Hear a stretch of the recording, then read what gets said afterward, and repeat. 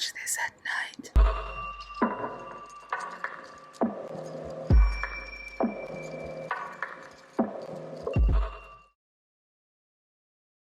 Hey curious cats, my name is Sahara. Welcome.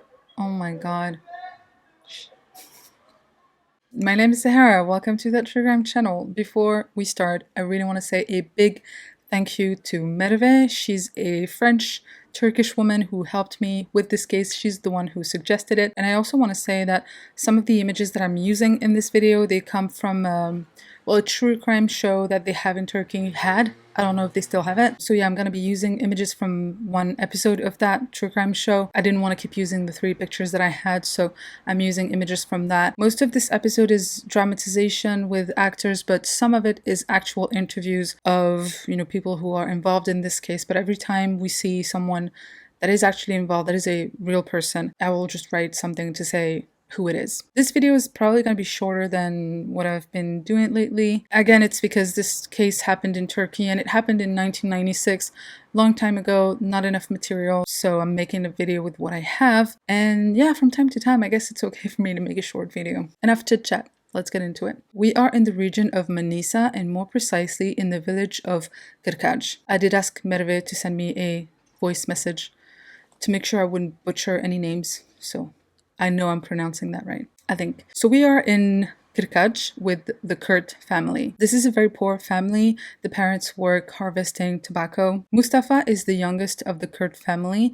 At the time this case takes place, he is 15 years old. Mustafa is a high school student. He lives with his parents and his sisters. He's the only boy in the family. And despite his young age, in the summer of 1996, he wants to take advantage of the school holidays to work, and he wants to contribute financially. He wants to help out his family. And at the same time, it is also an opportunity for him to learn a new job and enter into the working life. He finds a summer job downtown in the industrial district. He becomes an apprentice mechanic. So basically, he helps make small repairs, he cleans car tires, he does small work, and at the same time, he's learning how to become a car mechanic. In order to get to work, Mustafa takes a bus, a village minibus. One evening in the month of August 1996, Mustafa, for the first time, he does not come home on time. His family is immediately distraught. It is not like him to come home late. Yes, he is a teenager and he likes to go out, hang out with friends, and just have fun. But now that he's working, he has long and tiring days, and he usually comes home straight after work. So his father decides to go out around midnight, and he's looking for his son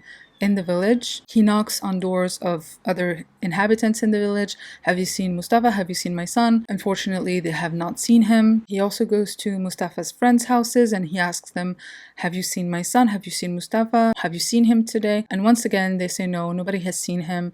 They have no idea where he might be. The last time Mustafa was seen was in the morning when he was going to work. Mustafa's family, they eventually go to the police station. I think they went the next day. So they go to the police station and they declare their son Mustafa missing. The police begins the search, and for several days they have nothing. On the 16th day of his disappearance, Mustafa's mother sees her son in a dream. In this dream, her son tells her, "Mom, my arm hurts a lot." The day after she had that dream, Mustafa's mother decided to go around the village, and she started asking inhabitants of the village, other women in the village, to come to her house and pray with her, to read the Quran with her, and just pray to God that her son comes home safe and sound. Mustafa's family is Muslim, as you have guessed. That same day, the 17th day of his disappearance, Mustafa's mother is taking a shortcut. She's walking around in the village. I think she was looking for her son after all the praying with the neighbors. So she's walking around, and by chance, well,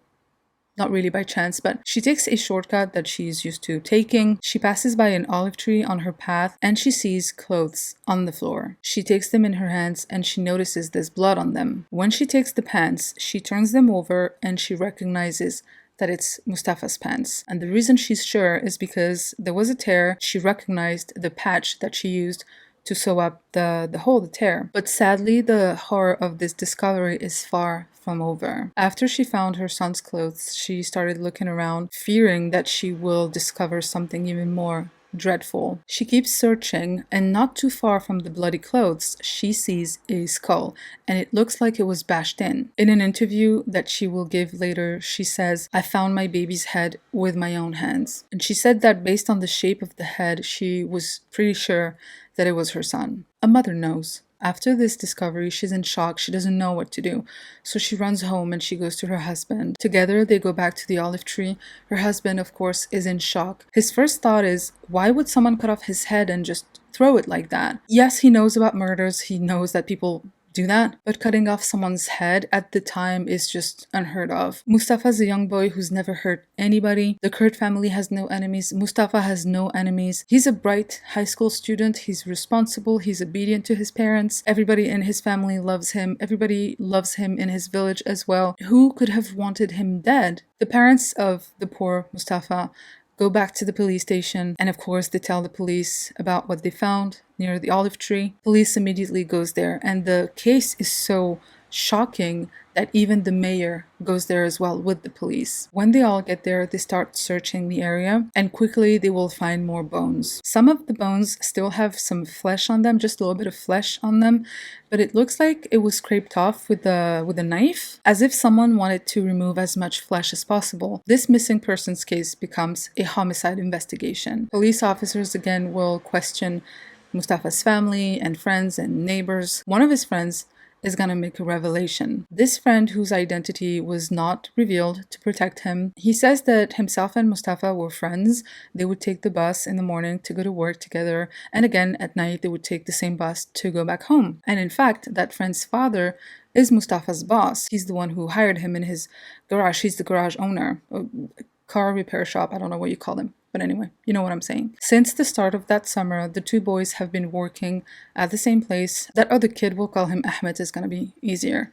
I think Ahmed is a common name, fairly common name in Turkey. So anyway, Ahmed is taken to the crime scene. The first thing he does is he will confirm that this is where the murder took place, where they found the clothes and the bones. Then he reveals to investigators that he knows what happened. He knows who is behind the murder. He knows who killed Mustafa. Ahmed explains that he has known Mustafa since he came to work for his dad's company, his dad's business. So they've known each other since the beginning of the summer, and they became friends. And for the past few weeks, Ahmed had introduced Mustafa to a restaurant owner in the area, a restaurant owner that Ahmed knows, Oktay Tayfun Bulce. Oktay is married, he has a kid, and his wife is pregnant with a second child. Apparently, this guy is very nice to Ahmed every time he goes to his restaurant to eat. The boys starting to go together. After work, they got into the habit of going there to have dinner. Oktay is known to be someone who loves children a lot. He loves the kids in the area, everybody knows that. When Ahmed and Mustafa come to dinner to his restaurant, he doesn't charge them for their meals.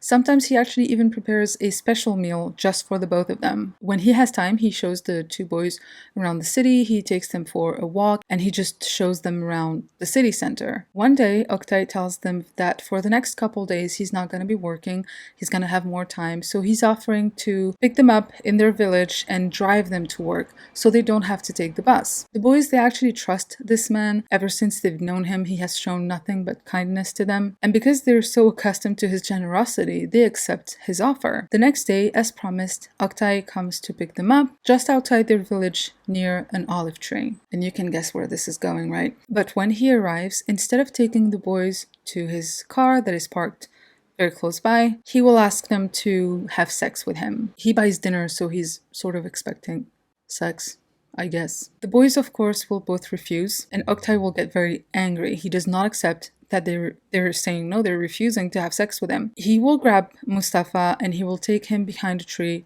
and he will rape him. Now, you have to understand that, yes, Mustafa is 15 years old, and I mean, my brothers, when they were 15 years old, they were like twice my size already, but Mustafa and Ahmed were of very small stature. So I guess that's the reason it was easy for Oktay to rape them, I guess. So Oktay will first rape Mustafa, then he rapes Ahmed, and then he wants to rape Mustafa again. But this time, Mustafa starts screaming in the hope that maybe a passerby will hear them and will come to their rescue. Oktay is panicked because there is a high chance for someone to come through this shortcut. Every villager knows about this shortcut, so it could happen anytime. So he's panicked and he grabs his knife and he starts chopping off Mustafa's head. Ahmed is witnessing that. He is panicked, he's terrified, and he fears that the same thing will happen to him. So, as much as I'm sure that he would have loved to help his friend, he took this opportunity to escape and run for his life. When he makes this confession, Ahmed will explain that the reason he didn't come forth before is because he was just afraid. Eventually, he told his parents, and then his parents decided to take him to the police station so he would tell officers what happened. I am really amazed at how international this practice is of, like tricking kids with food or candy or whatever. It's like they all sent each other a memo of, like, oh, this is how we should proceed if we want to kidnap and rape and kill children. Oktay Tayfun Bolje is immediately arrested by police. And not only will investigators find out that he has just been released from prison for killing his own brother. I don't have more information on this case, sadly. I would have loved to know why he killed his brother. FYI, he never admitted to it, even though he did go to prison. I'm pretty sure there was enough evidence for him to be sent to prison. But yeah, he never admitted to this crime. And also he killed Mustafa just when he came out of prison, so I guess it was obvious that he was a killer. Anyway, the police will also discover something very gruesome, I guess, about Mustafa. I hope you're not eating. If you are, you should stop. So you remember that Mustafa's bones were found by his mother 17 days after he went missing. I mean, she found the skull and then police found the rest that same day. So you probably wondered, as did I, why the body would be in such an advanced state of decomposition after only 7 days. It doesn't make any sense. When the mayor and the police found the other bones, you remember that they had noticed that it looked like the flesh had been sort of scraped off with a knife, and they were actually not wrong. Oktay will confess to investigators that after he killed Mustafa, he took the body to his restaurant. He chopped up some parts and he put them in boiling water. He boiled them so it would be easier to scrape off the flesh, the meat. Then he cut up the meat, he kept it in his fridge, and he served it to his customers to eat. He made soups and he grilled it, he made stews, he just served it like it was, I don't know, beef, pork. Then he explains that he disposed of the bones where he committed the murder, and it doesn't make any sense. I mean, I did wonder why. Why would he go back there when there was a high chance for him to get caught doing that? Obviously, everybody was looking for him there, so didn't make any sense. But then again, murder doesn't make sense either, so. Anyway, as you can imagine, everybody was shocked about this case, not just in the village and in the, neighboring cities, but in the whole country. Everybody knew about it. It made the news, it made national news, not only because it was the murder of a 15-year-old, an innocent 15-year-old who everybody loved, but the head was also cut off. And this is not something you hear of every day. Right? It's not the kind of murder that you hear of every day. And besides, people started realizing that they've been to that restaurant and they ate there while the boy was missing. So they probably ate him. I mean, they didn't know. Everybody was traumatized after what happened. The police, who was in charge of the investigation, also ate at that restaurant. I wonder how many police officers actually left the task force after finding out about that. In the years that followed, everybody was paranoid about going to the restaurant. In fact, many people just stopped going to the restaurant altogether. I probably would have done the same. Can you imagine the horror of the parents when they found out what happened, what this monster had done to their kid? They also said that they were not able to grieve properly because they just had some bones that they could bury. They didn't have his entire body, and they felt really distraught about that. Again, as the father said, they can conceive of murder, but in this manner, decapitation and eating the flesh is just really traumatizing. The killer's wife, she refuses to believe that her husband would be capable of such a thing. This is really disturbing, but she says that she can imagine her husband, like brandishing a knife because the boys started screaming, but she does not imagine him actually taking action and actually killing the boys. So by definition, it means that you can imagine your husband being in this situation in the first place, being in front of two boys who are screaming because he just raped them. So the entire city believes it happened the way it happened. So I don't think anyone gives a crap about what she thinks. And the hell. And he admitted it, so why would she say that she doesn't believe it? He admitted it. He's the one who confessed to eating him. And it made sense, after they found the bones. Everything made sense. Last piece of information, I don't know what happened during the trial, and I don't know if Oktay Bulce is still alive today. He probably was sentenced to life in prison, which is what would happen in Turkey for a case like this one. But yeah, just so you know, I don't have the official information. This is the end of this video. Thank you for staying until the end. We do have a random item review because you know why. Technically, I don't have the item in question, but I am gonna make one myself because I can't wait for winter to come back. I want to talk about tissues, hankies. I think they're called hankies, handkerchief. The ones that you don't throw away, the non-disposable ones, the ones that you wash and reuse. The reason I want to talk about that is because my father, and I hope he still has it, but my father has the handkerchief from his father, and he kept it. I think he even has two. Every time it's the winter and my dad sort of has the sniffles, he uses it and he takes it out from his pocket, and I just think of my grandfather every time he does that. It's one of those, older traditions that we had that I think are cute. And if we want to save the planet, we should bring them back. So I want to resuscitate this old practice, and I'm gonna make my own because I do have fabric, so I can make my own. I'm hoping that I have enough time to show it to you before winter comes. I think I'll probably have time. I'll probably make like a short video, YouTube shorts or Instagram post or whatever. So yeah, this is what I wanted to talk about. Thank you so much for staying until the end. Don't forget to subscribe, follow, like, share, comment, make suggestions for upcoming cases, and I will see you soon. Bye. If I say I will see you next week, I'm sort of guaranteeing that I'm posting next week, when really, you don't know what can happen.